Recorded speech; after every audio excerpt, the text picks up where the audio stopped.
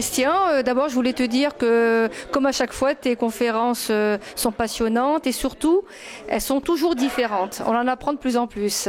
Je voulais simplement te poser la question puisque tu as déjà consacré 2 ouvrages au rôle de Pierre Plantard dans la mystification de Rennes-le-Château, si tu envisages d'en faire un 3e. Non, pour l'instant pas de 3e en vue spécifiquement sur Pierre Plantard. Il y a une nouvelle enquête qui s'est ouverte, ça c'est certain, et ça va plutôt tenir sur les sphères qui ont gravité autour de Plantard, je pense, et essayer de comprendre qui était derrière lui.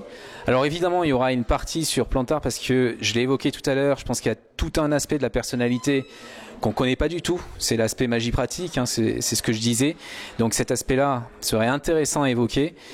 Maintenant, ce qu'il faut comprendre, je pense vraiment, on a à peu près cerné le rôle de Plantard dans cette mystification. C'est qui était derrière, parce que c'est là qu'on va commencer à répondre aux grandes questions qu'on se posait. Pourquoi toute cette histoire ? Tout à l'heure, tu parles du rôle que voulait faire tenir Pierre Plantard à son fils Thomas. Est-ce que tu penses qu'il avait dans l'esprit un certain timing, une certaine date ou une certaine période qui allait arriver et que donc, par sa mystification de Rennes-le-Château, il voulait nous dire qu'un jour quelque chose serait révélé? Est-ce que tu penses qu'il y aura bientôt des révélations ? Oui, moi je pense que Rennes-le-Château, ça a été une première phase pour appeler à quelque chose de beaucoup plus conséquent et beaucoup plus important.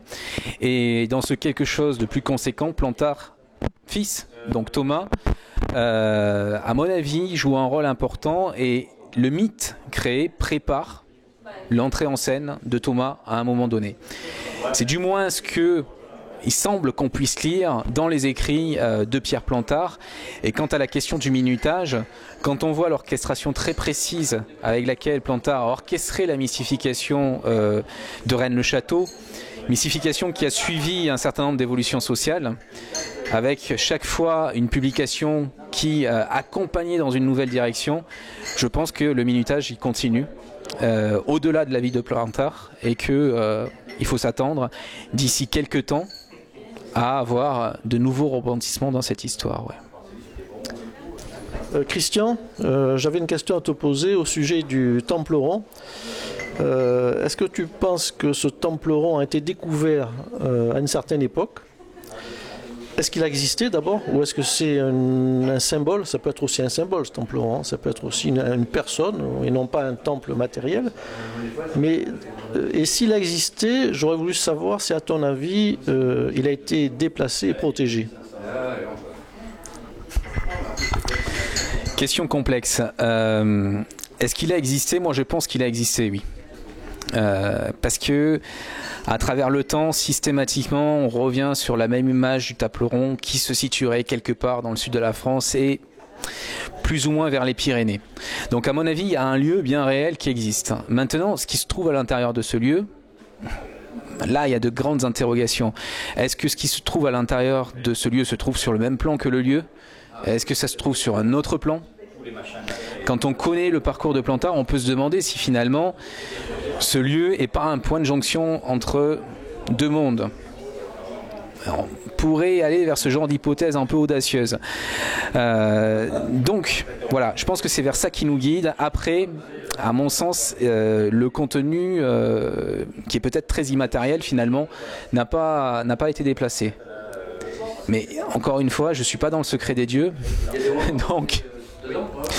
Ce qui apparemment quand même qui marque les esprits de ceux qui ont approché le lieu, c'est une présence à un moment donné, une présence aussi féminine dans le sens de la belle endormie qui ne serait pas qu'une image et qu'une métaphore, qui pourrait être l'illustration physique et concrète que notre évolution n'est pas achevée ou que certaines choses en tout cas peuvent être rectifiées un petit peu comme certaines pierres.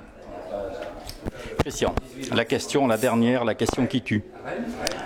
Le trésor de Rennes-le-Château, tu l'as trouvé, oui ou non ? La réponse, il y en a plusieurs. J'allais dire, ça dépend sur quel plan on se situe. Donc la réponse est oui et non. Voilà. Vos prochains projet maintenant à l'heure actuelle? Projet, donc il y a différents projets en fait. Il y a donc un livre en préparation pour cette année. Alors volontairement, je vais pas m'étendre sur le sujet ni sur le contenu.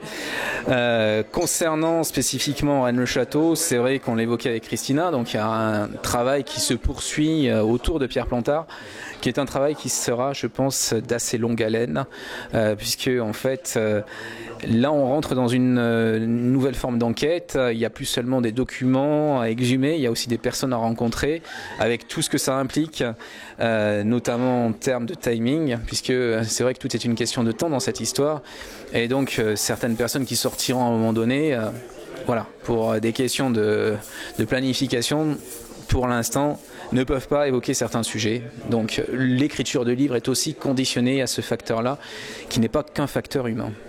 Très bien. Merci beaucoup, Christian. Merci à vous. Merci.